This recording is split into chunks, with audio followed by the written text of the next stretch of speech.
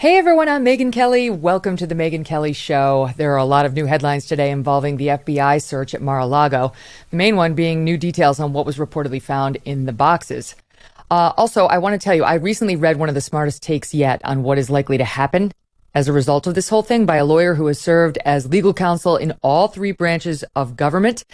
He knows what he's talking about. He's coming up later, and he's going to walk us through all the latest and tell us what is likely to happen in this case as we await the magistrate judge's ruling on what exactly is going to be revealed to us all and what is not, as a legal fight plays out between the Department of Justice and Trump's lawyers on what we're entitled to know when it comes to what was in that supporting affidavit behind the warrant that was issued. But first, outside of President Trump, few were villainized by the press more than his son-in-law, Jared Kushner. Jared was a White House senior advisor to his father-in-law. He's also, of course, as I say, married to the president's daughter, Ivanka Trump. And he is out with a new book today titled Breaking History, a White House memoir. I get that. I get it, right? It's not making history, it's breaking history. It's associated with Trump. And he broke a lot of things that needed to be broken during his 4 years in the White House. In the book, Jared talks about his time at the White House and tells a story I've never heard before about Trump and Hillary Clinton after the 2016 election. He also gets personal, talking about how he met Ivanka, what it's like to raise a family under constant fire, how hard it was on him when his dad went to prison for a couple of years. Nothing is left untouched. Are you tired of feeling like someone's always watching you on the internet? Maybe advertisers know a little bit too much about you, or you're concerned about the privacy of your identity? Using incognito mode will not solve the problem either. IPVanish VPN is here to protect your right to privacy and to help you stay anonymous online. IPVanish helps you safely browse the internet without exposing your private details to third parties like hackers, your ISP, or advertisers. When you use IPVanish, all of your data is encrypted. And that means your private details, your passwords, your communications, browsing history, and more will be completely shielded from falling into the wrong hands. Even your physical location will be hidden. IPVanish is offering an incredible 70% off their yearly plan for our listeners with a 30-day money-back guarantee. That is like getting 9 months for free. IPVanish is super easy to use. All you have to do is tap one button and you are instantly protected. Take your privacy back today with the brand rated 4.6 out of 5 on Trustpilot. Go to ipvanish.com/Megyn and use that promo code MEGYN to claim your 70% savings. ipvanish.com/Megyn. And Jared Kushner joins me now. Jared, so nice to have you on. It's great to meet you. Thank you. It's an honor to be with you. So you really do talk about a lot of personal things, which is surprising because not that many people know you. You were covered a lot in the media, but you didn't, you weren't on TV every night like a lot of folks in the administration. So was it hard to be this open in the book about your family and, your personal troubles? No, it wasn't hard to be open at all. First of all, thank you for the nice things you were saying about the book. It's a very lonely process to write a book. And as somebody who is not used to be communicating, I was more used to doing things. I was from the private sector, and in the private sector, you don't, success or failure isn't about perception. Success or failure is really about accomplishments and reality. And there's a real scorecard. You achieve results and it's good. And if not, you don't, you have to keep trying. So it was a very hard process really to chronicle everything that we'd been through from the campaign all the way through the end of the administration. As I was going through it, you realize just how many things occurred. There's one example I think about where there was the whole controversy where Trump called, or they alleged that Trump called, the shithole countries in Africa, and that was burning up the headlines. And then, I was at a friend's house, and I went back to the house 3 weeks later, and I saw that newspaper on the counter, and there was a different scandal. And I remember at the time thinking this was the biggest thing in the world. And then a couple of weeks, it just kind of went away. And so really trying to chronicle through the book the different Russia investigation, the impeachments, the congressional investigations, and then also go through the accomplishments, how Trump built the economy, the prison reform and criminal justice reform that we got done, the Mexico trade deals, how we secured the border, how we built the wall.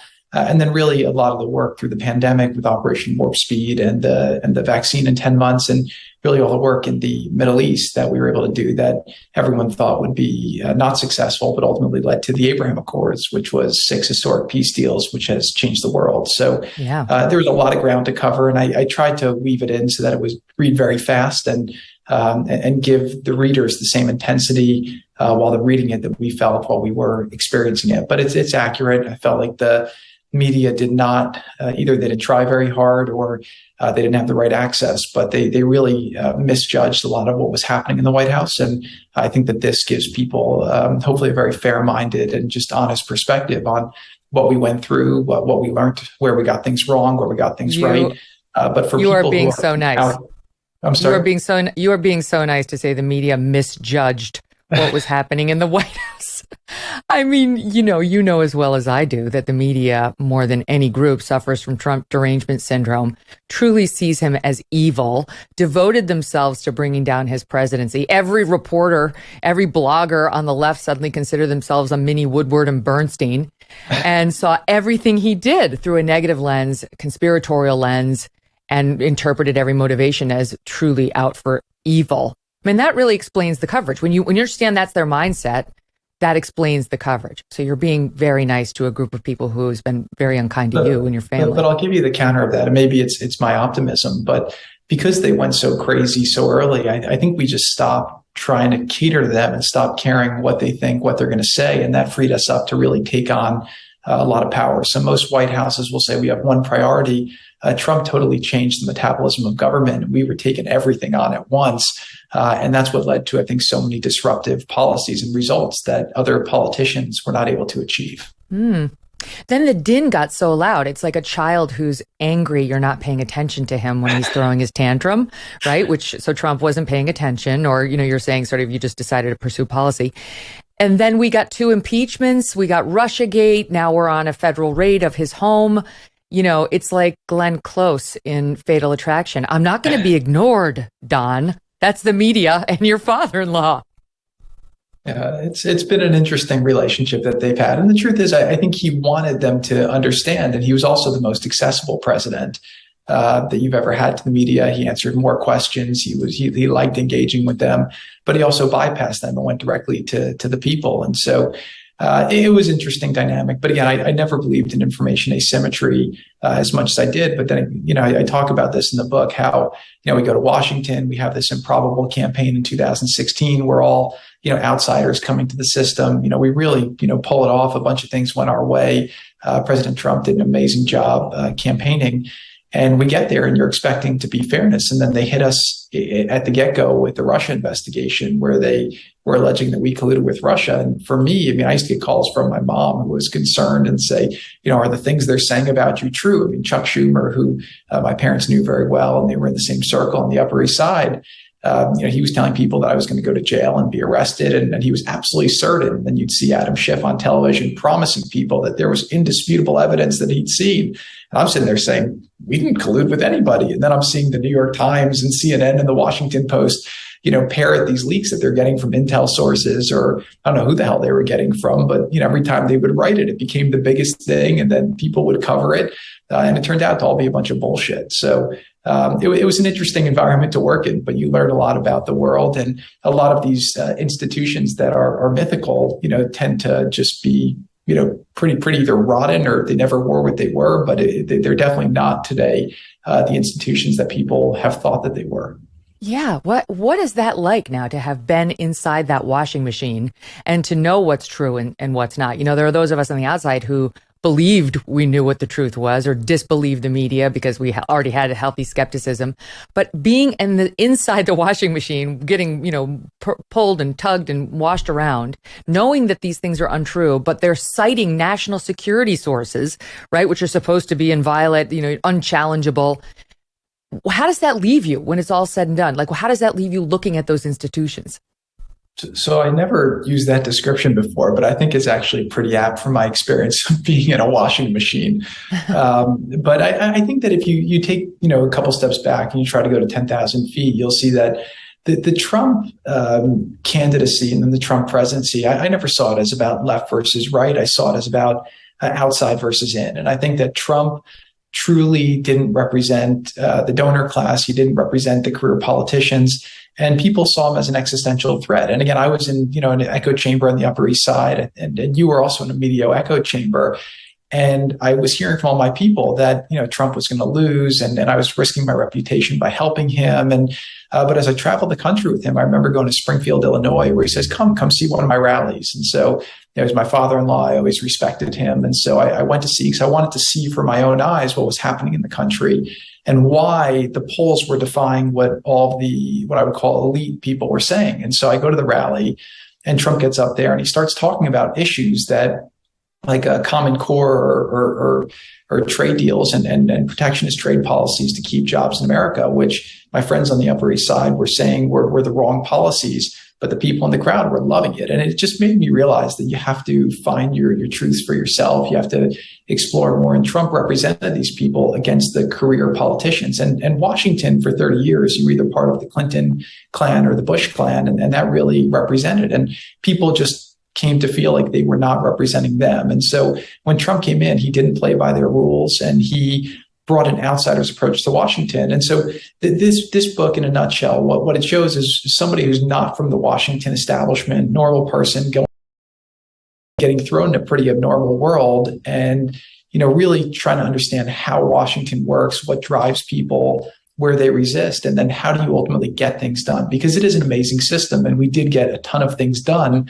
And I really write in this book how they happened, which of course many of the stories are not well known, because it was all the maneuvering behind the scenes to create the outcomes, even in light of all the resistance and investigations that they were throwing at us. If he had been a Democrat, we already would have had 40 books explaining how he did it, how he got the Abraham Accords, how he got prison reform. Those are two of your, two policies that you worked on very hard, and praising him and celebrating exactly how it went down. Because he's Trump, very different response, right? Like, they're still looking for ways to poke holes into his initiatives, even those that the left should like, that they would like if he had been Bill Clinton or Hillary Clinton or Joe Biden. So let me ask you this. I'm just curious, as a media person, who would you say are among the worst media offenders? Like, who do you think is truly not trustworthy?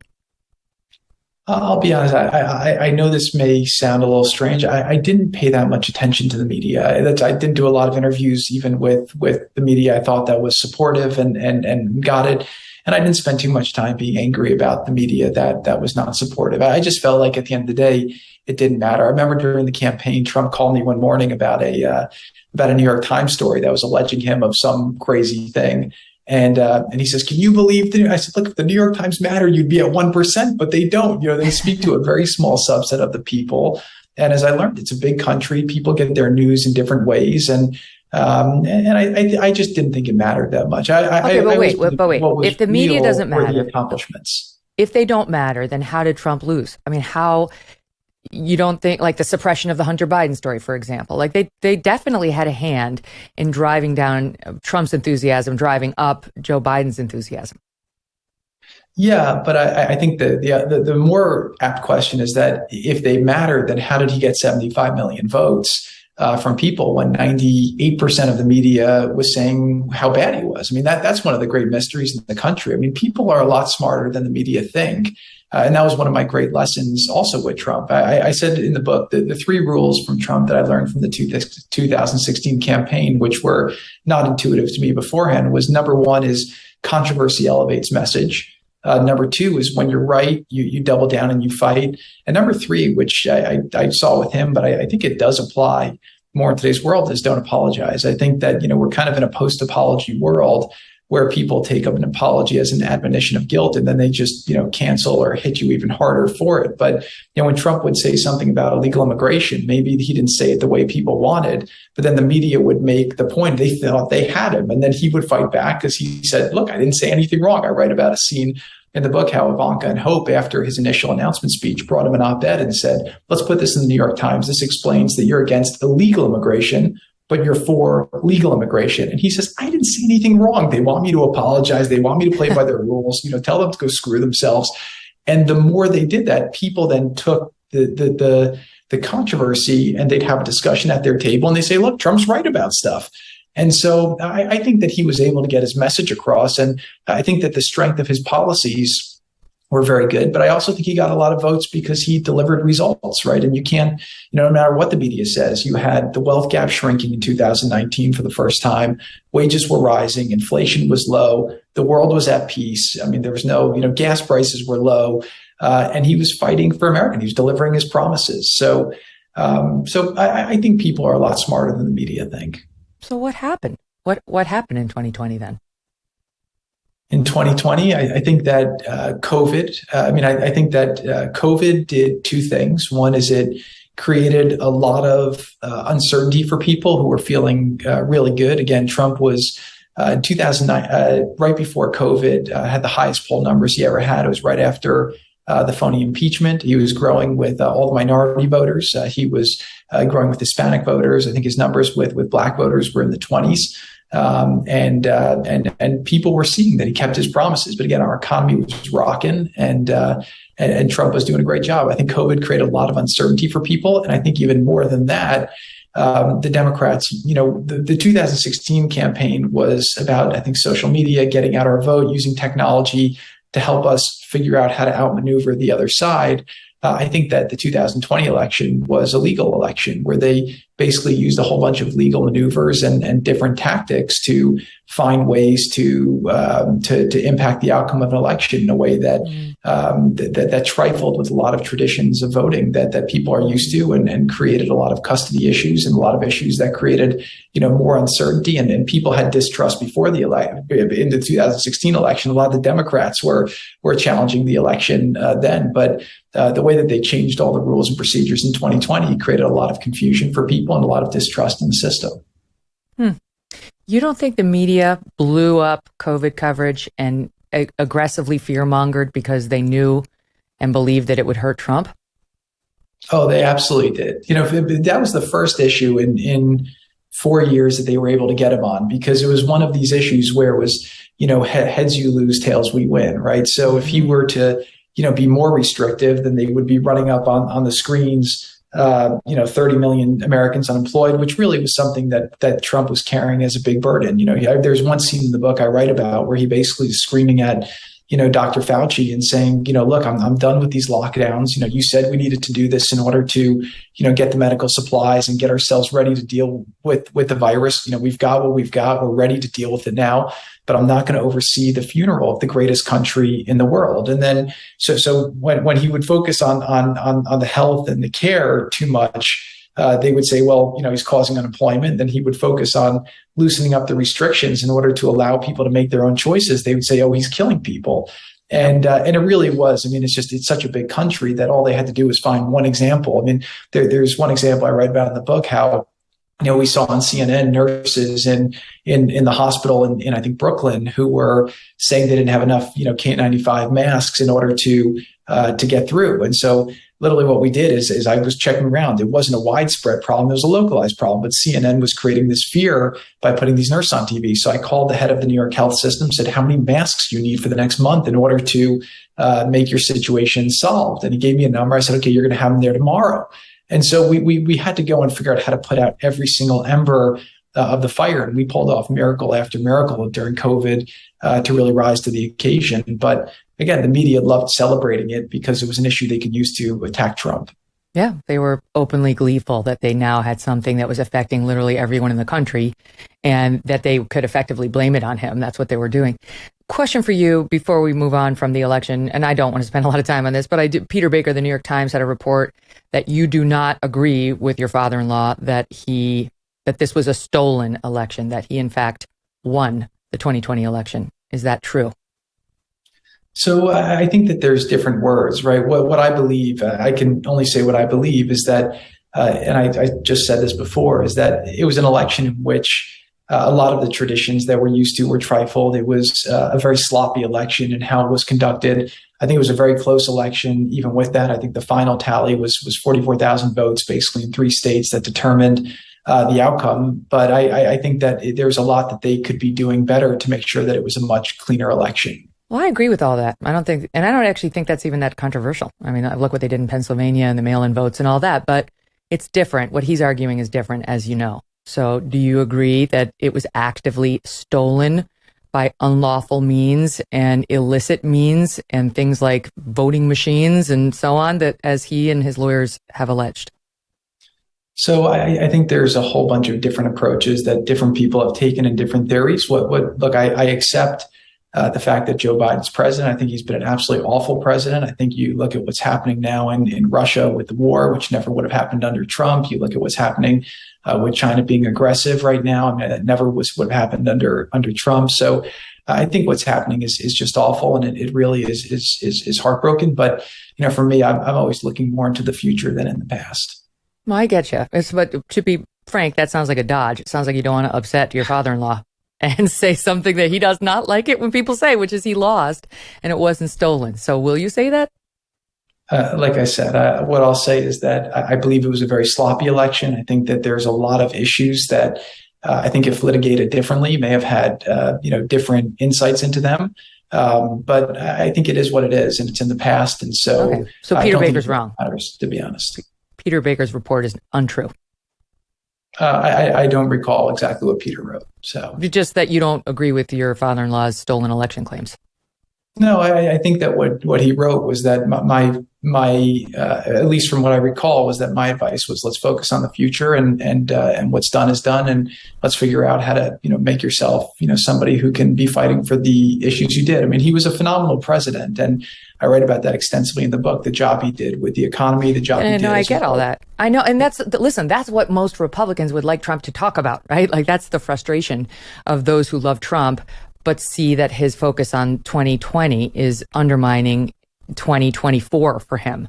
And really say one thing to that, which is that I do think that what's happened over the last years is that there has been a debate that's been badly needed in this country about election integrity. And I think there's a lot of things that we can all agree on, which is that, we should know the results of an election on election night. We're forced to show an ID to go into a building in New York City here, or to go onto an airplane, if you have the sacred right of voting, we should find ways to make it more secure. There's a lot of things that happened in that election that were really embarrassing for our country. And I think that quite frankly, that there has been some reforms that have made it better. But I think that debate is an integral debate for us to have if we want to have confidence in the elections in the future. Okay, so let's move on, because I want to talk to you quickly about some news of the day. We mentioned Fauci. He's retiring. Goodbye, Anthony Fauci. I don't know that I'm going to say farewell. A lot of us would say good riddance.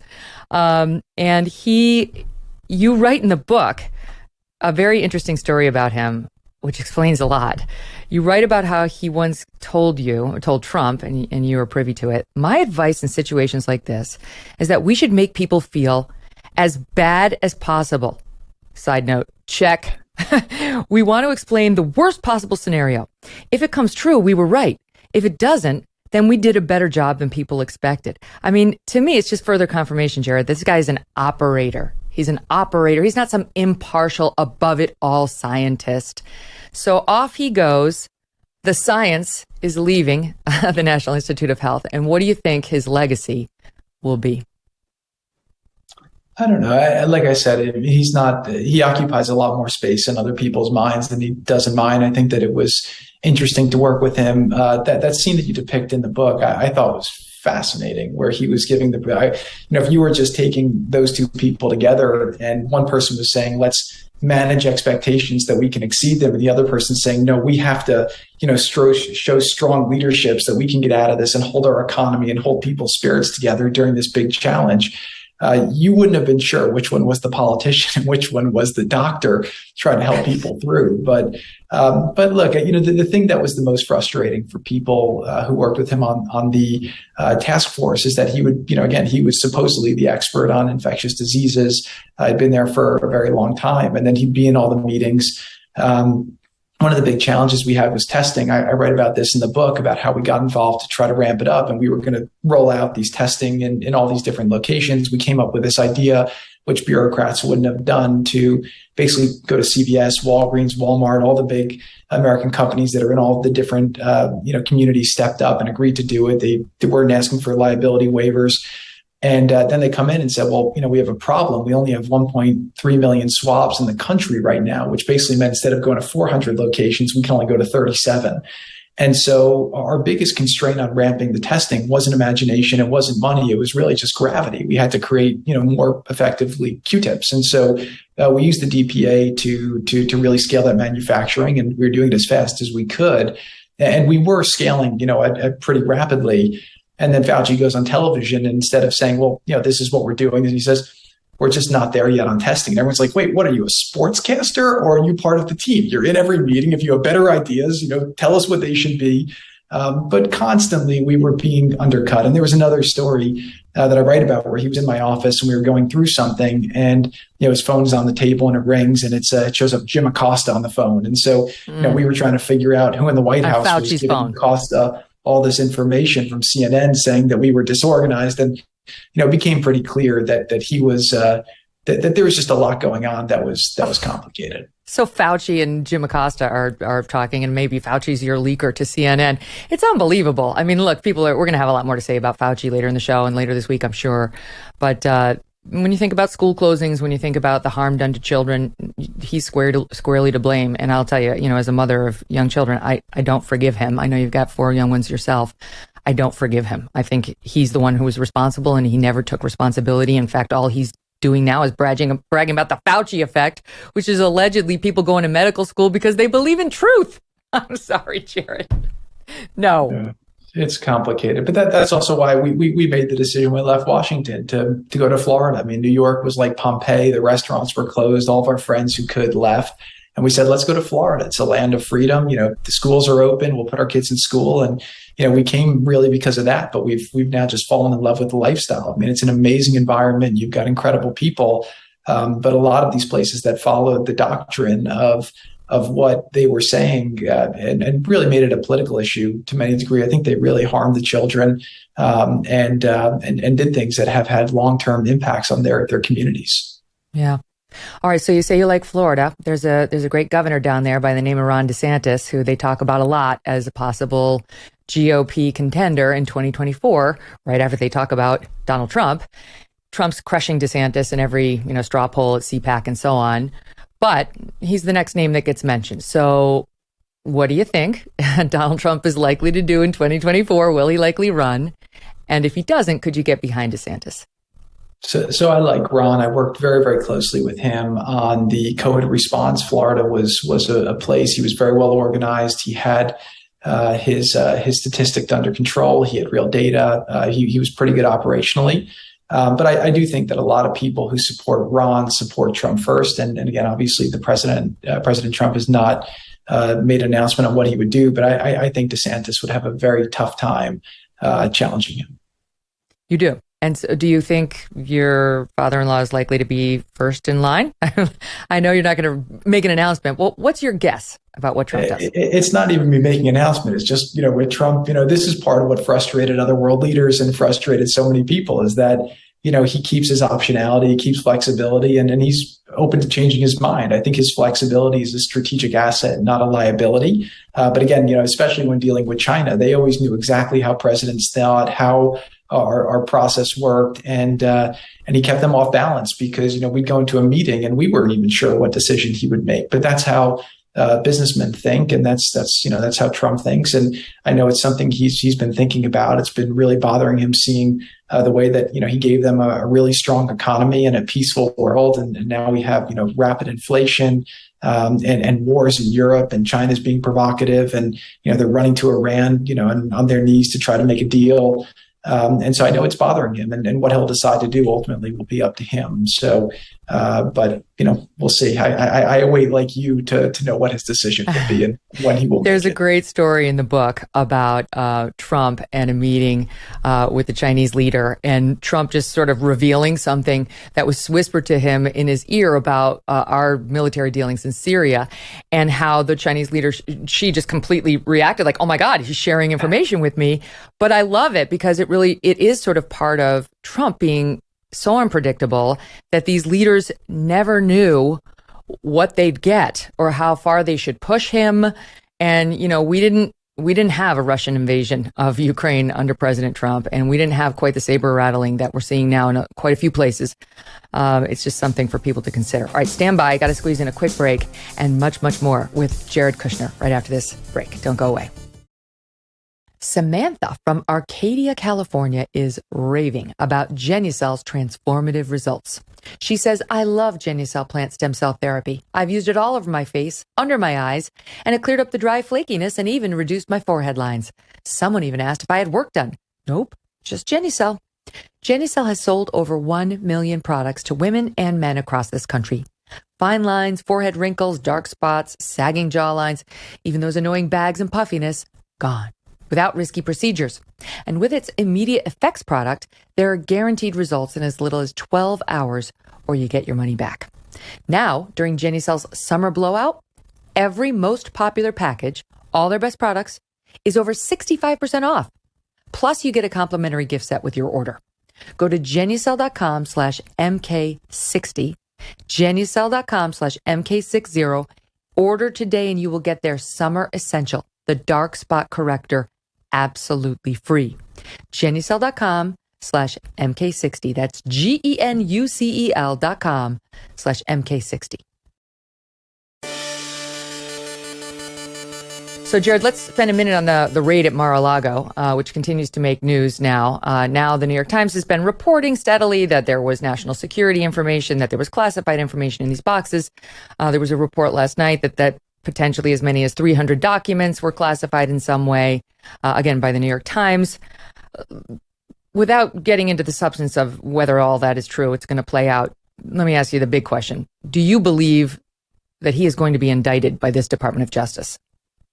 I don't really see what they would indict him on. I think that it goes back to what I was saying earlier, right? So you're referencing a report from the New York Times that probably, again, I'm assuming it came from a real source. So it probably came from a source in the intelligence or the Justice Department. This is the exact same thing that they did to us in the first the full 4 years, where basically, there'd be some kind of action, and then, the New York Times or the Washington Post would carry water for them. And put out, different theories that they would have, and sometimes the billing would not have. Sometimes it'd be fully untrue. Sometimes it would, the billing wouldn't even, be close to it. And I read about, during the transition, I had a meeting with the Russian ambassador to discuss the situation in Syria, which was horrific. There was a civil war going on there.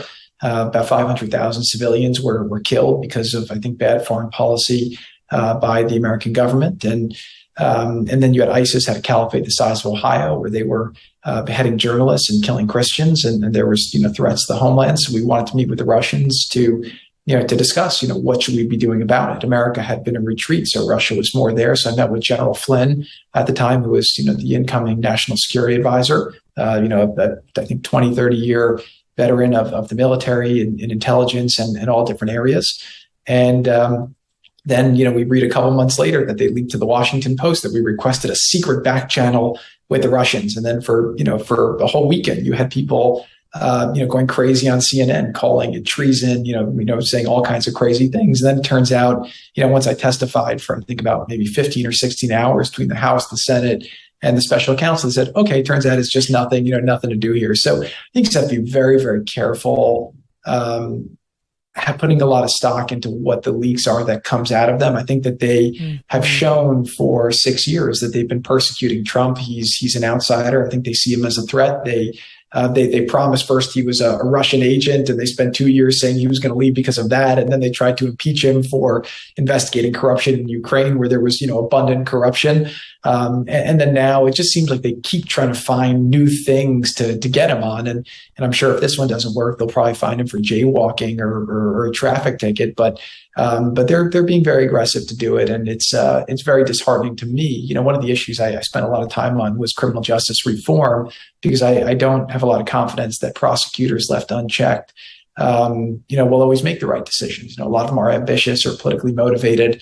And a lot of my allies on the left were with me on that. But now when they're persecuting Trump, it's almost like they've suspended all of their morals and beliefs that they held so highly because it's about, getting Trump. And so, like I said, I think on my third day in office, I realized hypocrisy is just something you have to deal with in Washington. But that's one of the interesting things in reading the book is how frustrating it is to work even within the White House. Obviously, you're not taking shots at the president himself in that way, but the staff, the power-hungry people, the leaking to the press on one another. It was very Game of Thronesy. And that's got to be a whole level of stress, that you don't need. You've already got, people outside the tent shooting at you. You don't really need it inside the tent constantly. Yeah, well, actually, when I wrote the book, that was really one of the things I wanted to capture, right? And again, I don't complain about it. What I basically write is that how I learned to adjust. And the more I read different books, the more I saw that the game is the game. It was like this before I got there. It'll be there long after I left. And the notion was it's a very, very high stakes environment with maximum pressure, a lot of people with competing interests. It's funny, for Lincoln, he had his team of rivals and there was great books written about it and it was celebrated. Trump also had people from different persuasions and from different perspectives, and he wanted robust debate. And it was like blood sports some days, but yeah. I think that no, was you write about process. Steve Bannon. I don't have it in front of me. Hold on, let me see if I can find it. But you said about Steve Bannon, do I have it? Yeah. That he said to you, if you go against me, I will break you in half. Don't fuck with me. He had declared war, you write, and I was woefully unprepared. What did he do to you? It was look, I believe that I saw in Washington time and time again that power just makes you more of what you already are. And with Steve, I think the power was going to his head. And I think he saw me as a threat. We agreed actually on a lot of issues. We agreed on securing the border. We agreed on the fact that we wanted to cut trade deals to bring jobs back to America. We agreed that we wanted to try to take a different approach to the Middle East and to China to cut down on their abusive practices.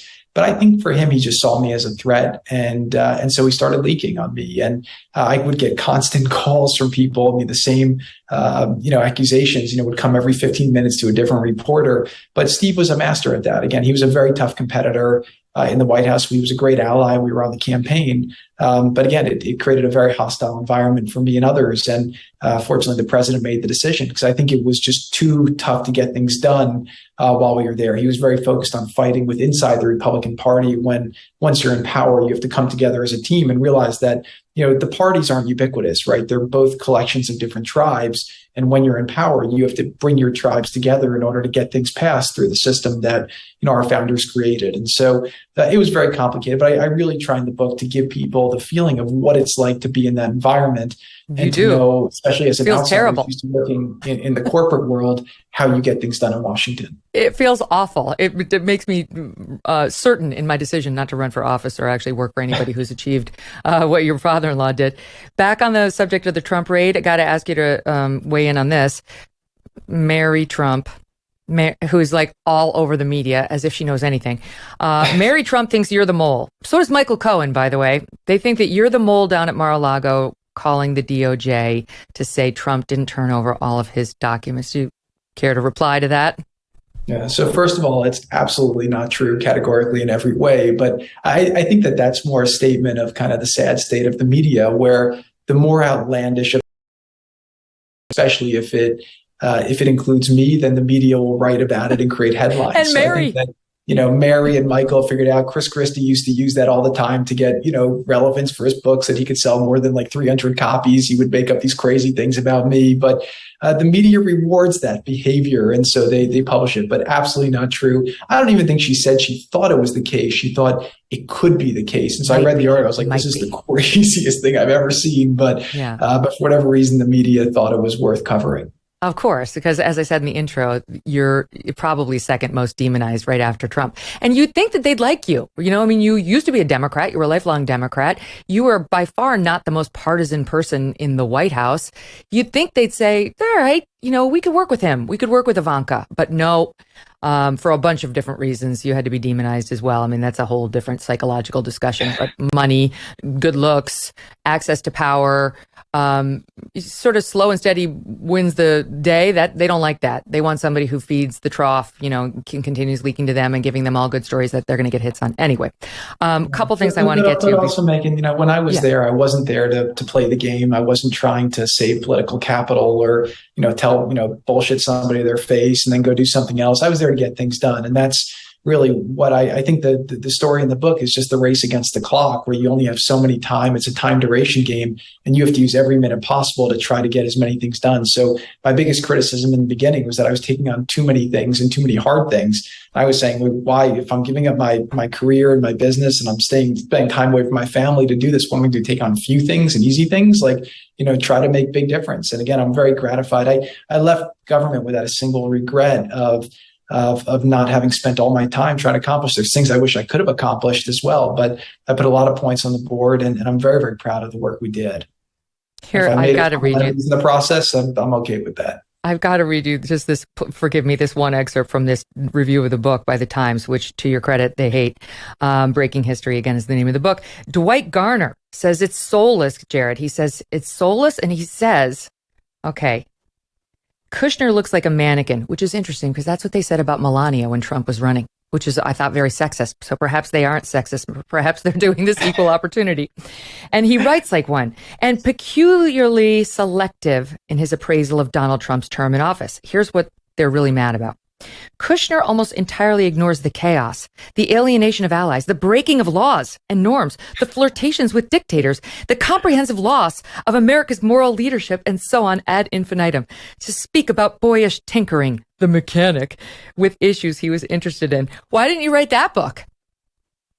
So first of all, I have to say that I read that review and I thought it was hysterical. And I've actually been asking my team to try to find a hard copy because I want to hang it on my wall, but I don't know if they put it in there. The second thing I'll say about that is that it actually sold a lot of books. That's when I started moving up the Amazon list. And then after I went on Mark Levin, we got to #1 worldwide on Amazon. So I have to thank the New York Times for that. But I think fundamentally, again, it was a silly review. But I think fundamentally, if I had to say why the New York Times doesn't want you to read this book, it's just a function of the fact that it disproves all the different things that they were going crazy about in their editorial page. I think they called on me to resign several times. They said my work in the Middle East was foolish and going to cause wars. Footnote, we got 6 peace deals done. They didn't cover the criminal justice reform done. I mean, they write all these glowing articles about these social justice warriors, and then an issue that they've claimed to care about when Trump was doing it, to bring programs into prisons to help people figure out how to deal with drug addiction, mental health addiction, and get job training so that when they leave prison, they can figure out how to re-enter society and not commit future crimes. We did a lot of great work on trade, where we were able to fight to bring jobs back to America, and they just neglected to cover all these things. So they want you to believe that that Trump was incompetent, that we didn't get anything done, but the results are just totally contrary to everything that they wrote. So Dwight should write his own book as a badge of honor. Yeah, Dwight should write his own book. You don't work for Dwight or the New York Times. We know what it would say already. It wouldn't be that interesting. Yeah, it's true. We've read it for 4+ years now. A couple things I want to get to because I teased him. Hillary Clinton was almost invited, or she was invited, to have dinner with Trump at the White House after he won in 2016. So, one of the things I think about all the time is again, I know, Donald for a long time, since I started dating Ivanka. And you have to remember that he's had so many iterations of his life. And he's somebody who's been pop culture for a long time. He was in 20 rap songs. He was in movies. He was left, he was center, he was right. He's been everywhere. And after he won, I think that he saw the responsibility. I write about on election night how we didn't really have a victory speech prepared. And, the speech that they gave him was much more gloating. And he was watching on television the despondent faces of people at, Hillary's beautiful celebration party. And he basically said, the country needs to hear something different. And his words that night were very magnanimous, reaching out, trying to bring people together.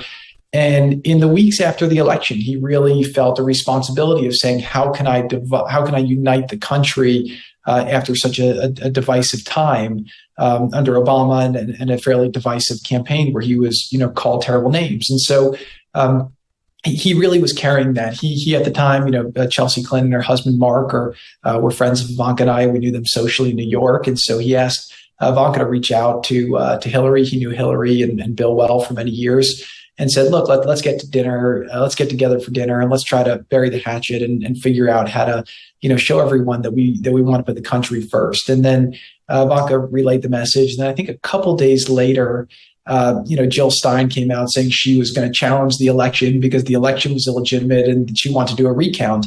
And then Hillary Clinton came out and supported it and then started blaming the Russians for the reason Donald Trump won. And he said, look, screw this, let's move on. And so I think that every time Trump tried to reach out, and again, we did get some incredible bipartisan achievements done, whether it was the First Step Act or whether it was, the USMCA trade deal and many more the Abraham issues. Accords.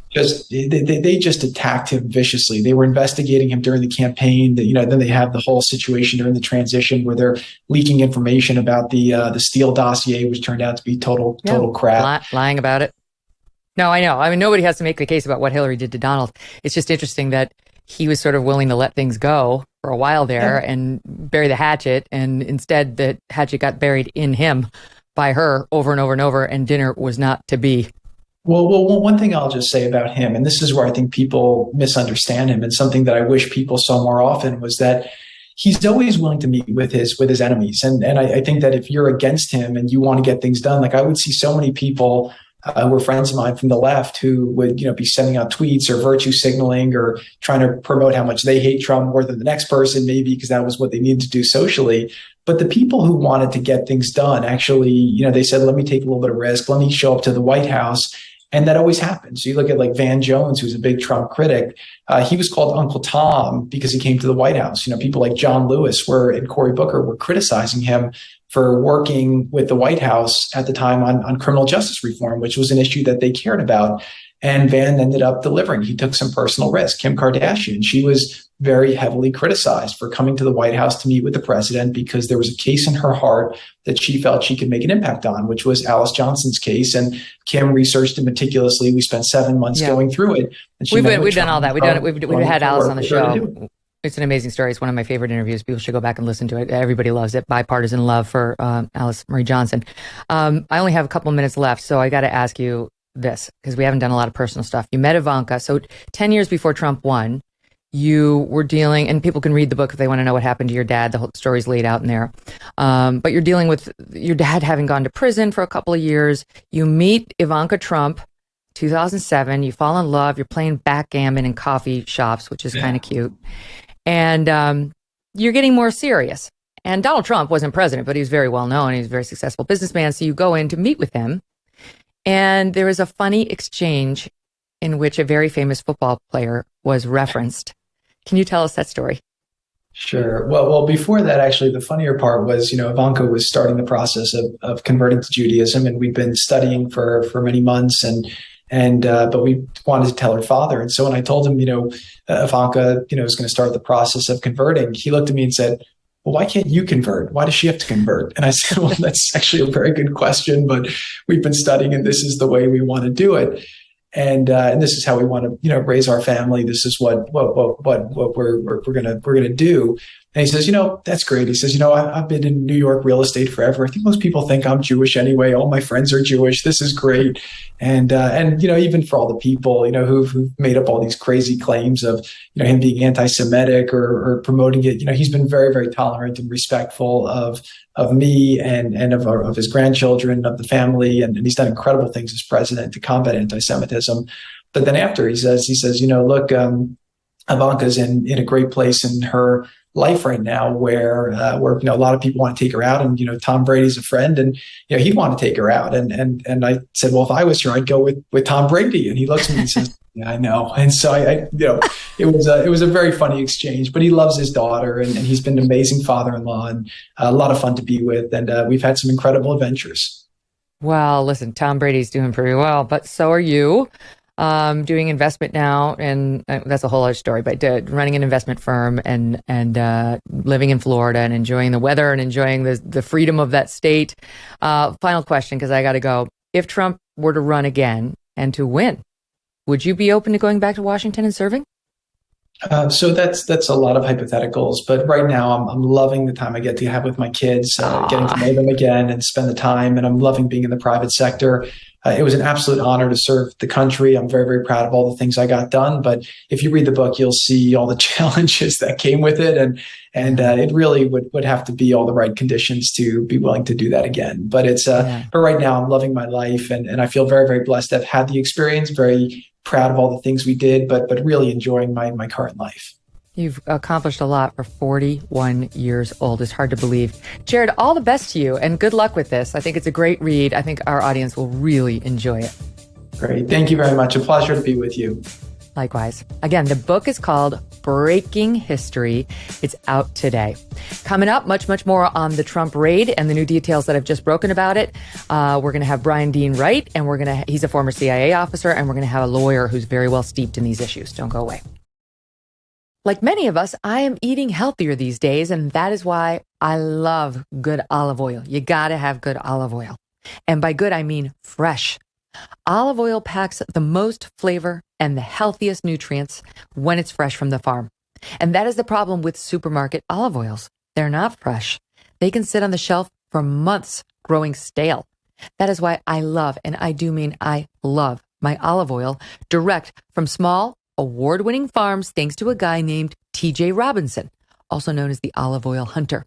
When I tasted TJ's Farm Fresh oils, I fell in love with their vibrant, grassy flavors. I know that sounds weird, but they're so good. They're incredibly delicious on salad, on veggies, pasta, meat, fish, you name it. When I first tried it, I was like, olive oil, it's all the same. Wrong. It's not all the same. As an introduction to his fresh pressed olive oil club, TJ is going to send you a full-sized $39 bottle of one of the world's finest artisanal olive oils, fresh from the new harvest for just $1 to help him cover the shipping. Best of all, with TJ's Club, there's never a commitment to buy anything, now or ever, and you can cancel your membership at any time. Get your free $39 bottle for just $1, just covering the shipping, that's all, and taste the difference freshness makes. Go to harvestfreshnow.com. That's harvestfreshnow.com for a free bottle, and all you pay is just that $1 in shipping. harvestfreshnow.com. My next guest is a former CIA officer and former Democrat who is now focused on principles over party. He's kind of like Jared, former Democrat, now America First. Bryan Dean Wright is the host of the President's Daily Brief podcast, and he is with us to discuss the latest on the Mar-a-Lago raid, the affidavit, next steps, and more. Welcome back to the show, Bryan. How you doing? I am great. Such a pleasure to be here. I, too, am a former Democrat. I'm a former Republican as well. I've been a registered independent for about 20 years now. But I think that's why you make sense to me, and Jared made sense to me. And, it's like, it can offer you a nice viewpoint of the world to not be a hardcore ideological partisan. But now you are definitely America First. And in that vein, you do not approve of what the FBI has done down at Mar-a-Lago. Let me just get the news headline in so people know what we're talking about. Again, this is the New York Times reporting. So as Jared Kushner points out, take it with a grain of salt. Trump had more than 300 classified documents at Mar-a-Lago. The information is sourced to multiple people briefed on the matter, but names are not provided. The government has recovered more than 300 documents with classified markings, says the Times. The first batch was retrieved in January. 150 were marked classified. Another set was provided by Trump aides to the Department of Justice in June, just this past June. And then more was recovered in the seized material. Now, the New York Times says this helps explain why the Justice Department moved so urgently. Not really. It does? How? No, the facts don't support that statement, do they? Look, I think what I just heard you say is that the former president and his team have been cooperating and collaborating with the government in every way that they thought helpful and possible. This started last January to include into June, lots of conversations. So this isn't as though the president and his team are trying to abscond with, secret intelligence and, oh, here we go again, maybe send it to the Russians. So I don't think that what we're seeing so far would be alarming to any reasonable person, but we don't really live in reasonable times, do we? No, we certainly do not. And so people are still very irritated at the FBI as we await a ruling and the DOJ, because, it's really the DOJ we should be mad at. I'm kind of with Alan Dershowitz. You can't blame the individual FBI agents for having done what they were hired to do. You can blame Merrick Garland, and you should blame Merrick Garland. And that's not to say there are no problems with the FBI, but Merrick Garland is the person responsible for this. And now we're going to find out, we think, what was in the affidavit that they had to submit supporting this extraordinary warrant, because this judge seems poised to release at least part of it tomorrow. Well, and thank God for that. So if we really step back, if we think about these 300 documents and they say classified, well, what does that really mean? Well, let me talk to you about a couple of things. This is my world, so I know a lot about classified information. Yeah. First of all, you can over and under classify things. So just because someone like the president in this case has a document that says classified, that doesn't necessarily mean it is so. I might look at it as I'm creating that document and say, I think that's top secret. And then actually somebody up the food chain says, no, that's unclassified. You're being ridiculous. So that's the first piece that a lot of folks don't understand that is absolutely true. But even on the other end of that, even if these documents did have some sort of top secret or secret classification on them, that doesn't mean that the president couldn't wave his presidential wand as the law allows, indeed the Constitution allows, to say these are declassified. He can do that. Now, we might disagree on whether or not certain documents should have been declassified, but that is the prerogative of the president, irrespective of whether it's Trump or Obama or anybody else. That is the prerogative of the president. So this affidavit has to make very clear that the president did not declassify the documents, or that these documents somehow fell into a legal gray area. And I'm not really sure that I've seen that argument be made well. Article 2 of the Constitution, there was a 1988 Supreme Court lawsuit or ruling that said presidents have pretty broad and profound authorities to declassify. So whenever I see these headlines that say he's got 300 classified documents, okay, that's not the full story. Did he declassify them? And does the law and does protocol allow him to do that, irrespective of whether you or I might have agreed with that declassification process that he used? Mm-hmm. A lot of back and forth on that very issue on exactly what T's, what I's, needed to be crossed and dotted respectively for him to declassify. We'll talk about it with our lawyer who joins us in a minute as well. But my takeaway from listening to everybody is it depends on who you ask. Some would say he could do it with the magic wand. Some would say, no, he's got to follow a certain protocol. Then others say, no, that protocol is there for people underneath, lower than the president. The president has a much greater ability to do it just by speaking the classified information, for example, he could do it.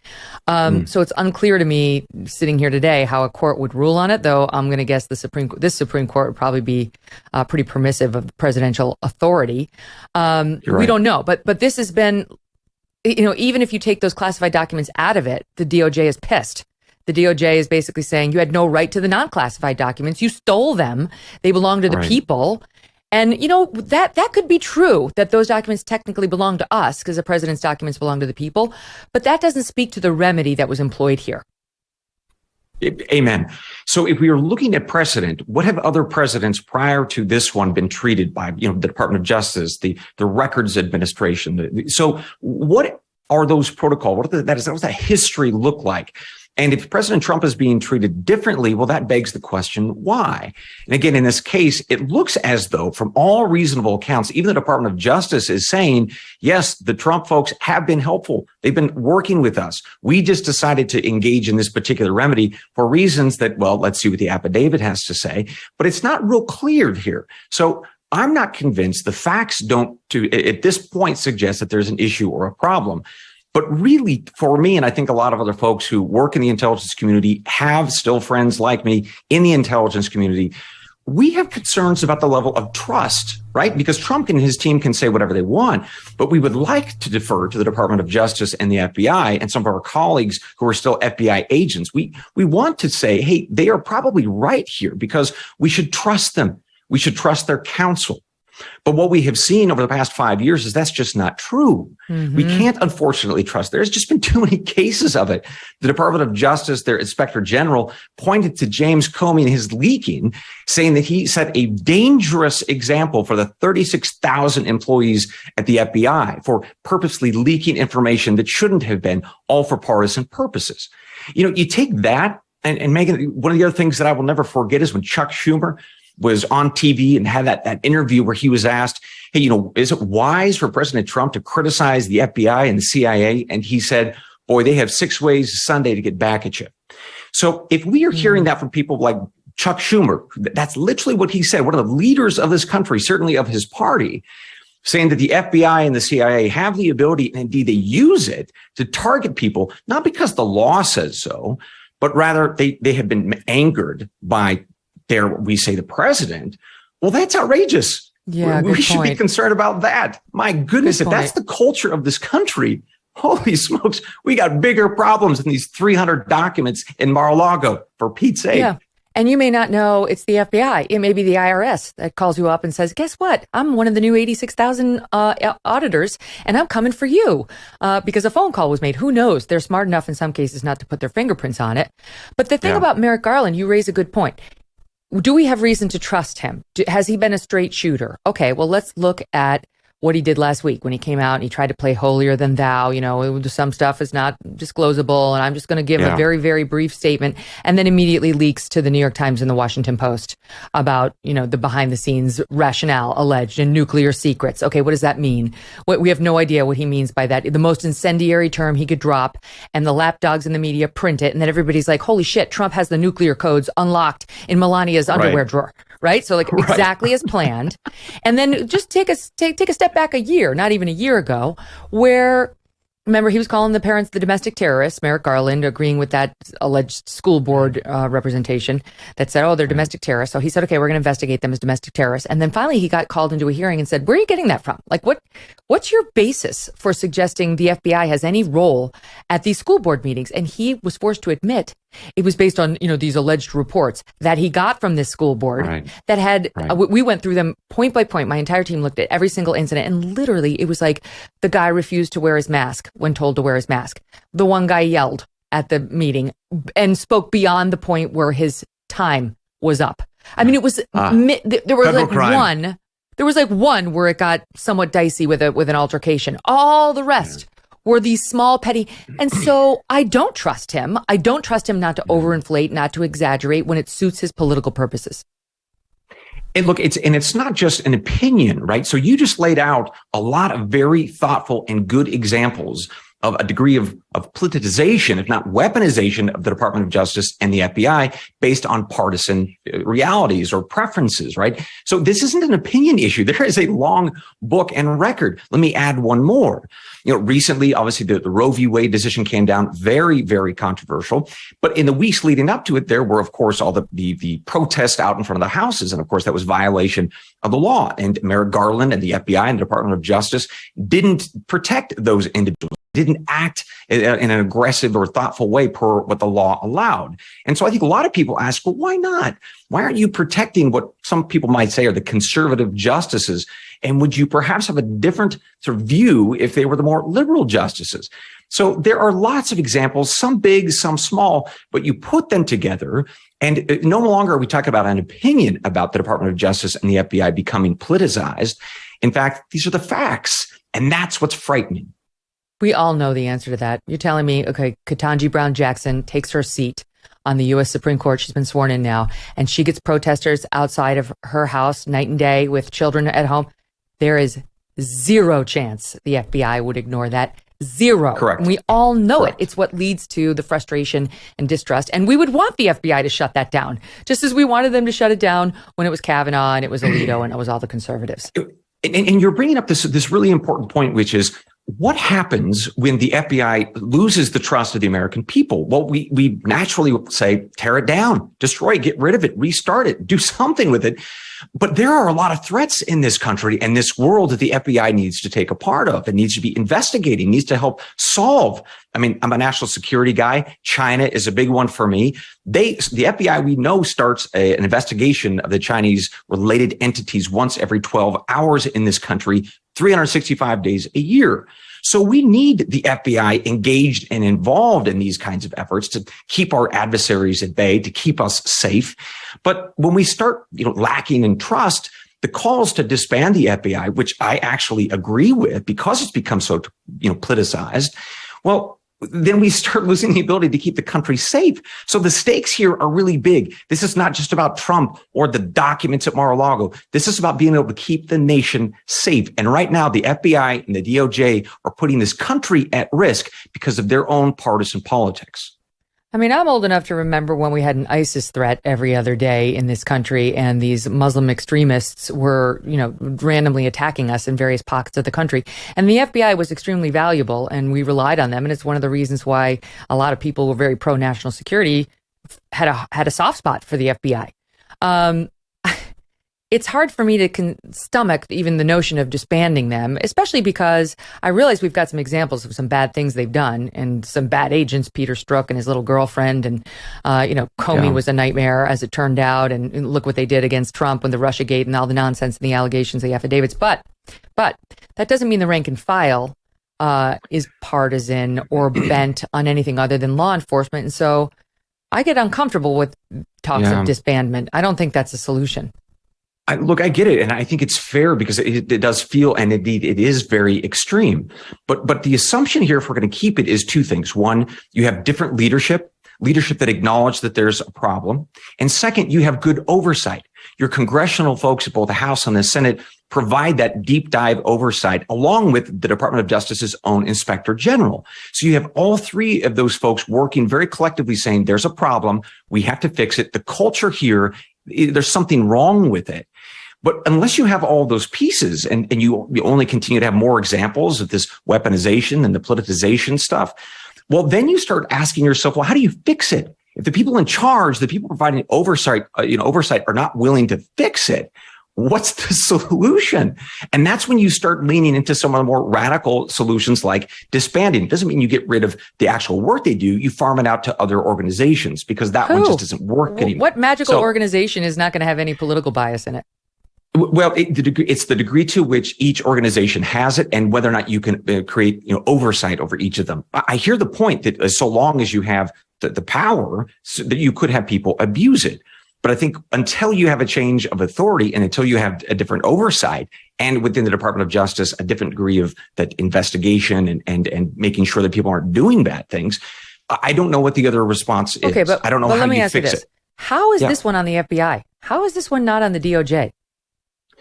I think it's both, but in terms of the FBI, what specifically did the FBI do?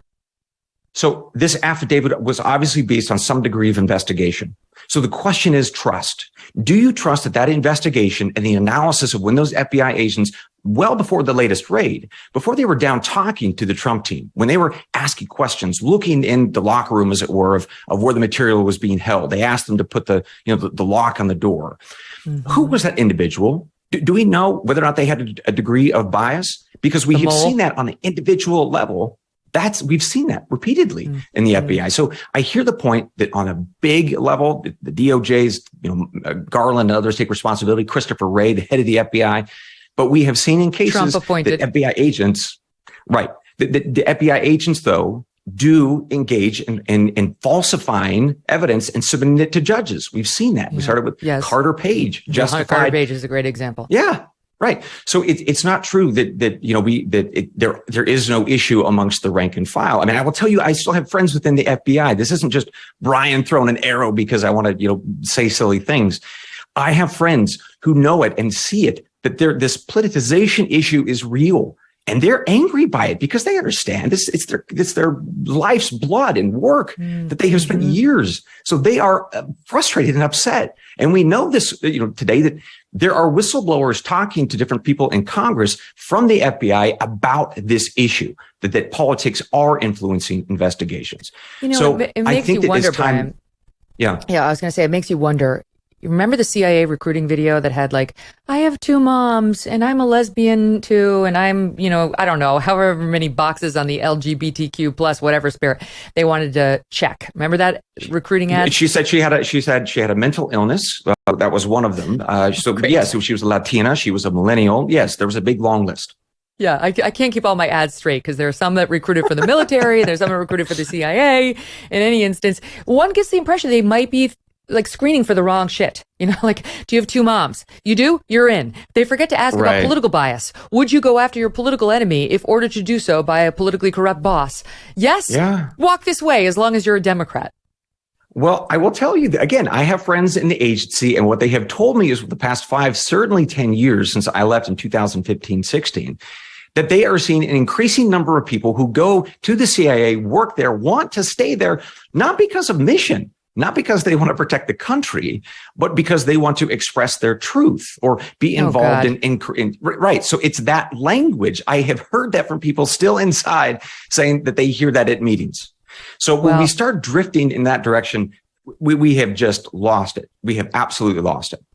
You may feel that the raid at Mar-a-Lago was driven by partisan politics at some level, whether it's Merrick Garland or somebody underneath, you may feel that way. You would be in conflict with the outgoing Congresswoman Liz Cheney. Okay? Here is what she had to say about the matter the other day. Are you entirely confident that there was no political motivation behind this by the Biden administration or by the Attorney General? I've seen no evidence that there was any political motivation. You've now got, the judge reviewing whether or not the affidavit or portions of it will be released. I think that will provide us additional information. It also seems to be the case that there were clearly ongoing efforts to get back whatever this information was, and that it was not presented, that the former president was unwilling to give back these materials. Now we will see, we'll learn more. But, it's a really serious thing. And I just think that for us as a party to be in a position where we're reflexively attacking career law enforcement professionals in order to defend the former president who conducted himself the way this one did, it's a really sad day for the party. I mean, if I were a Twitter editor, I would slap on lacks context to her little statement. Sure, the distrust, the automatic distrust of the FBI. Hello, Liz. This is why you lost. Look, there was something else that she said there that I want to put on people's radars. So one of the things that's happening right now and what they have asked of the intelligence community is to look at these 300 documents and say, what is the damage assessment? All right. This is where politics are going to come into play again, because the people making that assessment are individuals focused with and indeed a part of the Biden administration. The State Department spokesman right now is a guy named Ned Price. He's a former CIA officer. All right. So he is a partisan, long been a partisan, and he was in the CIA for a long period of time. And people like him would be involved in this damage assessment. So there's going to be some political sneaking going on this one, deciding what the exact fallout is in terms of the national security. There's going to be some very serious questions that I and others are going to be raising, looking at this material, or at least their assessment, and saying, prove it, because your own political biases could very well have played into your damage assessment. Well, let's play that game. What if what we finally find out is they went back in there because the mole, whoever the mole was, told them literally there are nuclear codes to launch the weapons. Although I guess they might change those after one president leaves office. I don't know how it works.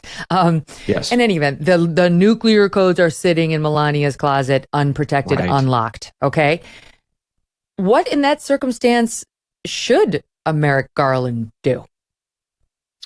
So two things. One, if the material, it does not qualify for a presidential declassification, right? So if a reasonable person looks at that per the 1988 Supreme Court case that authorized that, then that will be a lawsuit, right? And that's what should have happened. And there would be a counter case and so forth. And I'm going to defer to the legal folks on exactly that process. But the point is there would be a process. It wouldn't necessarily be a part of a raid. So second, I'm just keep coming back to this issue about the declassification process, because we have to remember that it's not a cut and dried case here. If there are documents there, again, the president has a pretty broad authority. And I appreciate your comment earlier that, all right, well, how much authority? Well, there's a little bit of wiggle room, but I think the overall message to the American people should be the president, irrespective of person or party, has profound ability to declassify. All right. So I think that that's the first piece that I keep coming back to. But again, I want to emphasize one other thing. What would you and I do? Like, what would we encourage? What counsel would we give Biden or Trump or any other president when you're going to take information from the White House, specifically declassified? Let's say you wave the wand. Why? Why are you doing it? Right. So I would use something called a need to know and to want principle. Right. So out of the CIA, we had this need to know idea of, why do I really need that information? Well, that's what we should be talking about in terms of sort of stepping back from this, encouraging our politicians, our presidents to say, look, when you leave the White House, why do you really need that classified document? Just because you want to remember the old times? That's probably not sufficient. Even though you might have the authority, that's not wise, right? But if there's some other reason President Trump believes that there's corruption involved, and the only way to solve that is declassify things, take it, and then release it into the press or whatever his legal strategy might be, well, that's fair. I mean, I'm not saying that that's what I would do, but I understand the logic in that case. So I hope at some point we can step back and start talking about, what are the reasonable steps that you and I might want to take if we were president to do this over again and maybe prevent this from happening in the first place. But we got an affidavit to look at, and we got 300 documents and more to really explore before we really cast judgment on this one. Yeah. I mean, it's going to take that level of information to convince most of us that this was even arguably the right move by Merrick Garland. I don't know that I can be convinced. I really don't. It comes in the heels of so many false investigations into the guy that even somebody like me, who I'm happy to criticize President Trump when he deserves it. Yes. I'm throwing my hands up. Like, I'm no longer listening to you. I mean, you can't do it 13 times and have me remain open-minded to you. This doesn't come in a vacuum. Megyn, what you're saying is you recognize that this issue is not about Trump. It's bigger than Trump. It's about the country. It's about rule of law. It's about the stability of the nation. And you're right. That's absolutely what this is about. So it doesn't matter if you like or dislike Trump, you vote for him or not. What matters is the big questions at hand here, which is, do we survive when our FBI or our CIA, our intelligence communities, our law enforcement communities become politicized and we lose trust and faith in them? That's the issue. You blew it, Jim Comey and Merrick Garland. You blew it. It's too late. I don't know how you're going to restore trust and credibility in your agencies, but you must. You must, because otherwise we have situations like this where even when you might have a perfectly legitimate reason to seize documents, half the country looks at you and says, we know you've got it in for this guy. Bryan, Amen. Such a pleasure. I want to recommend the President's Daily Brief because we didn't get to it today, but you talk about the most interesting things that people might not be hearing on every other podcast or newscast. I want to give the audience an example. This new rail line in China that's transporting all this coal, all the shit that we just did in the latest Inflation Reduction Act. Like, oh, okay, you want to feel better about yourself and all you're giving up and all the money we're spending and, getting rid of all this coal and instead going to renewables. Take a look at what they're doing in China. Bryan breaks it down. And he also tells you why you need to go buy coffee right now. You might want to stockpile. I'm going to leave that as a tease. True. He's well worth your time. Bryan, great to have you. Such a pleasure. All right, coming up, we're going to take a hardcore look at the legal side of the raid with the guy I've been waiting to talk to on exactly this. Our next guest is Mike Davis. He's an attorney, founder of the Article 3 Project, and former chief counsel for nominations at U.S. Senate Committee on the Judiciary. And he has written a fascinating Newsweek column with his views on the Trump raid. That's not all he's written. He's written a lot. He's tweeted a lot. He's been on TV, and I've become a big fan of Mike Davis's. Mike, welcome to the show. Thank you for having me. You're so sensible. I love listening to your opinion because unlike most people out there, you actually have the history and the resume and just the way you present your argument to back it up, to actually convince me that you know what you're talking about. And I tune in whenever I know you're speaking now. So let's just start with, let's go through it. Okay. Let's go through it in baby steps so that people understand. I'm going to ask you all the dumb questions and you can answer them. The New York Times reports that Trump took documents he wasn't entitled to. Those are my documents. They're your documents, but they're not his documents because they belong to the people. That the National Archives tried to work with him to say, tap, tap, tap. Mr. Former President, those are ours. Give them back.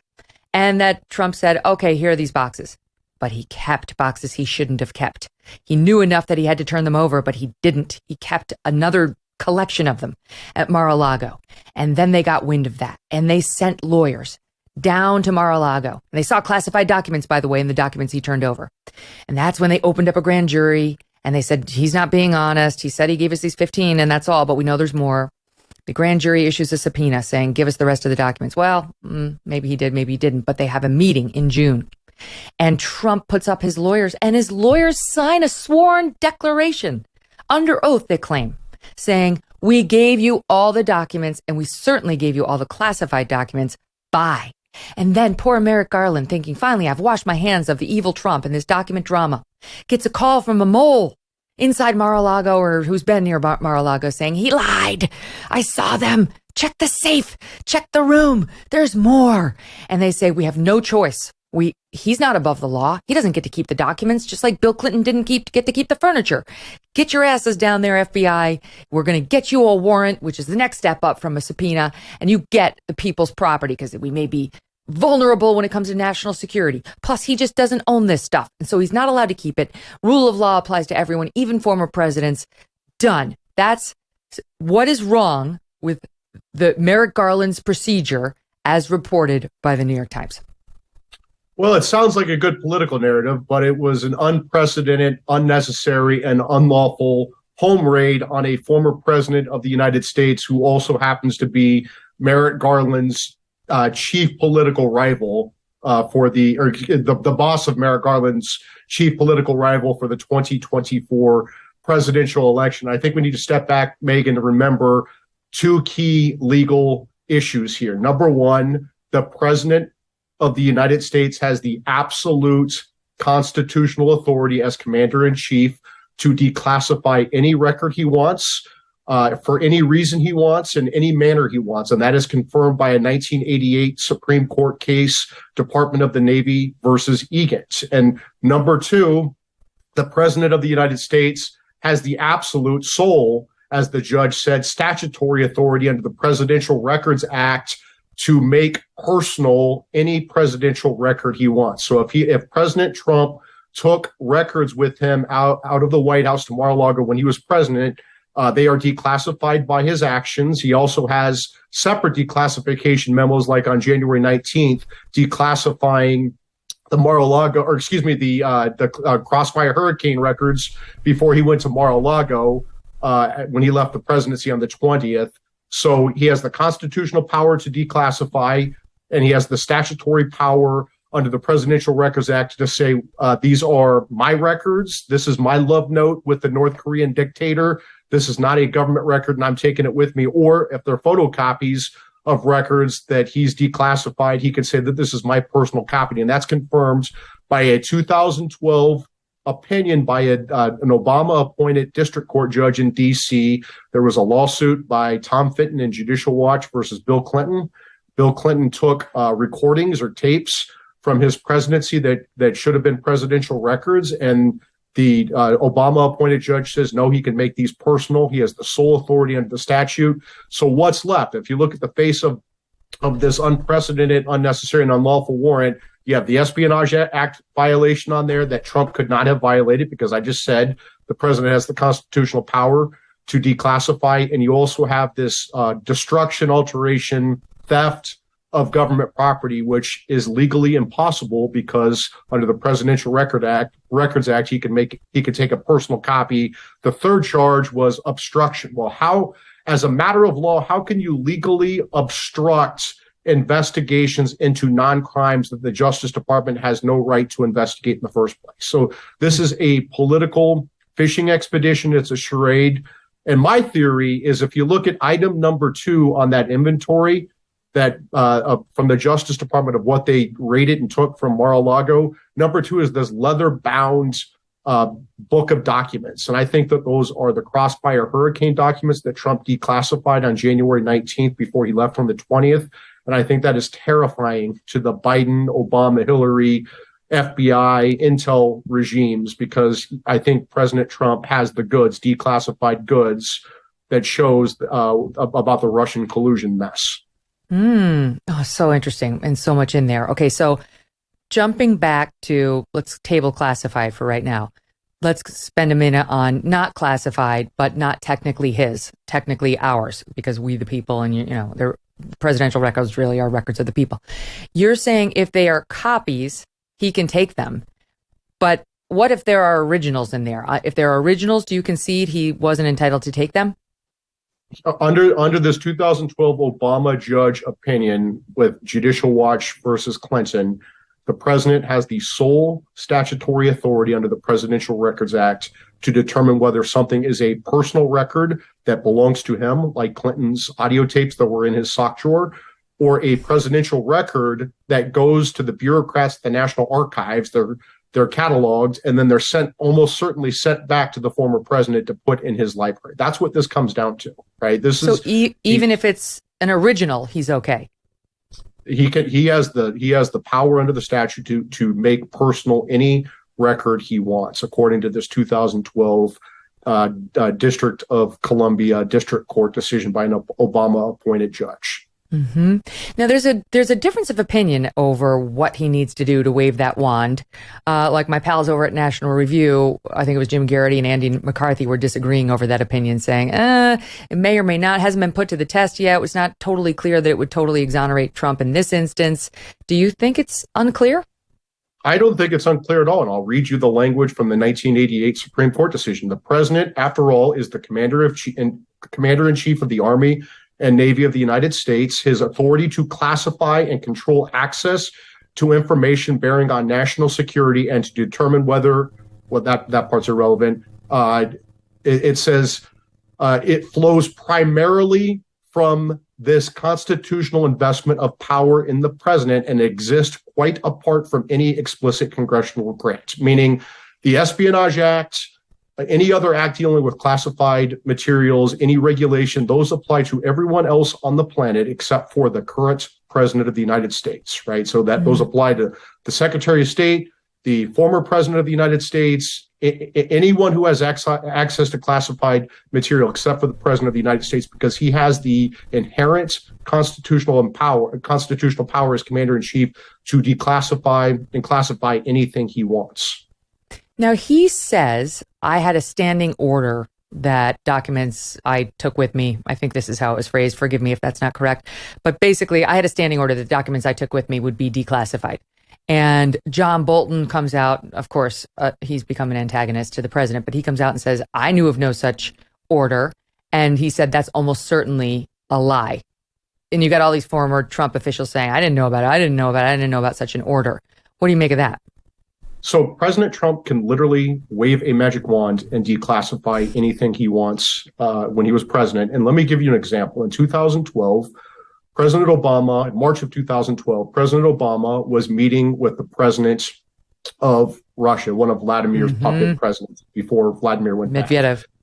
And exactly. So President Obama gets caught on a hot mic saying that he would have more negotiating room with Russia after the presidential election in 2012. So basically giving them some of the most classified information you can give to our enemy, saying, hey, hold tight for 8 months. You're going to have more negotiating room. That is highly classified information. And if anyone other than the president of the United States or someone authorized by the president of the United States said that to our enemy, they'd be in prison, right, for espionage. But because it was the president of the United States who relayed this, he could not violate the Espionage Act by how he handles classified material, period, full stop. It's so fascinating. Okay, so let's talk about what's happening in court. Now today, President Trump has gone in there and filed an objection to this search on Fourth Amendment grounds, and has said, I want a special master appointed to separate out attorney-client privileged information. You know, there's stuff in there that by any standard, the FBI should not be reviewing, is his point. Does he have a point? And do you think they will appoint a special master? Or is there some greater ability of the DOJ and the FBI to review documents than you or I could do? Because we wouldn't be allowed to look at his private privileged information. So this motion included a Rule 41G request under the Federal Rules of Criminal Procedure, which is to get back the property that belongs to President Trump. And as part of that, you can tee up these legal issues, right? And there are several legal issues in this case. Number one, as we discussed, the president has the absolute constitutional power to classify or declassify. He has the absolute statutory power to determine whether it's a personal record that belongs to Trump or a presidential record that goes to the archives and then gets sent back to Trump's library as the former president. There's also the issue that this magistrate judge, Bruce Reinhart, is clearly biased. He has a judicial bias that requires his recusal under 28 U.S.C. 455A, the United States Code, along with Canon 2 and Canon 2A of the judicial canons. There's no reason that this judge should be on this case. He has a clear bias against Trump, as evidenced by his 2017 Facebook post where he bashed President Trump's integrity, personal integrity. And then also just 8 weeks ago on June 22nd, this magistrate judge, Bruce Reinhart, recused from President Trump's civil lawsuit versus Hillary Clinton. So what happened in the last 8 weeks that made Judge Reinhart's bias that he recognized and caused him to recuse? What made his bias go away in this case, right? And so that's the other issue that's a problem. The bigger issue, the Fourth Amendment issue, or another issue, is the Fourth Amendment issue that they raised in this motion, that Trump's lawyers raised in this motion. And it's what you talked about with your prior guest, Megyn, is when you're dealing with anyone, especially a former president, a home raid should be the last option. And that it doesn't seem like they went to the last option here. Former presidents get federally funded office space. They have secure facilities called SCIFs, so they can look at classified material. They get security clearances. They have staff, paid federal staff. They have Secret Service protection to guard these paper records. Unlike Hillary Clinton's illegal home server that was likely hacked by foreign governments, these are paper records that are protected by the Secret Service with cameras and bugging devices. There is no reason that Merrick Garland should have ordered this home raid. There is no reason, Merrick Garland said that he had to, the story keeps changing. First, they said that Merrick Garland in Newsweek, they said Merrick Garland didn't order the raid. Well, that's nonsense. He had to admit that he did order the raid. And then they said that the Biden White House was not involved in this raid. Now, John Solomon from Just the News is reporting that yes, in fact, the White House counsel's office was very much involved with this home raid. And then they were saying that there were nuclear documents in Mar-a-Lago, like Trump had the launch codes. Well, that's just nonsense on its face. If Trump had the launch codes, first of all, they changed them after he leaves the presidency. They do. I knew it. Launch codes. Why did they wait 18 months to go get them? Why did Merrick Garland leak out that he deliberated for weeks, he said, to get these records? Why did they wait 3 days after this biased judge, Bruce Reinhart, authorized this home raid before they actually executed the raid? If these records were so sensitive, nuclear records, why didn't they go get them immediately? And then also, if you look at the inventory, if they had nuclear records, why didn't the inventory include Q-level classification, Department of Energy Q-level classification for nuclear records? They had TS, they had SCI, which are CIA records, they had SAP, which are Department of Defense records. Why didn't they have Q records? The story keeps changing. They keep spinning and putting out these lies because they realize that they screwed up royally, and this is backfiring badly on them. So they're trying to make their raid look more justified than it was. And at the end of the day, this was a political raid to get politically damaging documents from President Trump that he declassified and made personal, which was his constitutional and statutory power as president. This is so fascinating to me. This is why I love you, Mike, because you've got all your facts. I love people with their facts. So let's go back. Okay. The little archivist who also hates Trump. That's clear too from his public comments. This guy doesn't like Trump. The Federalist did a long report on this guy and how he was like, oh, I'm definitely retiring under Joe Biden, which he did because he wanted to be replaced by Biden, not by Trump. Called January 6th the worst day of his life and so on. So this guy is upset that he doesn't have all of his files. You can just picture it, like the pocket protector, the glasses with the tape on it. I'm sorry, archivist. That's how I picture you. And he's like, I don't have all my documents. So he winds up getting Trump to return 15 boxes and then says, there are classified documents in here. They're classified. And so he runs over to the DOJ and they do something extraordinary even then, right? Why did they then open up a grand jury proceeding and slap Trump with a subpoena? Like, what would the normal move have been to open up a grand jury proceeding at that point? Or would it have been for somebody at DOJ to call up Trump and say, yo, there's some classified documents in here, give us a point person to deal with? Were you surprised to see the next move was grand jury? Well, I should be surprised. I've worked at the Justice Department. I've clerked for the Supreme Court, for Justice Gorsuch. I've clerked on a Court of Appeals. I should be I've actually been a federal prosecutor. I should be very surprised. But with the Obama, Biden, Hillary regimes, I'm not surprised by anything they do. They've proven that they are more than willing to weaponize the Justice Department. They're willing to spy on presidential candidate Donald Trump. They're even willing to spy on President Trump. So nothing surprises me with this corrupt regime, the Biden, Hillary, Obama regime. But I will say, if you look, as we talked about, if you look at the alleged crimes that they're investigating, espionage, government property destruction or theft, and then obstruction of these investigations, as we discussed, Megyn, it's legally impossible for a president of the United States to violate the Espionage Act by how he handles classified materials. And it's legally impossible to charge Trump for destruction of government property under the Presidential Records Act. First of all, there's no criminal component to the Presidential Records Act. They're trying to bootstrap other statutes onto this to make it a crime. But again, President Trump made these declassified records personal, a copy of these records personal. And so it's just, they've gone over the red line here, and they're time and time again. They're doing everything they can to get Trump.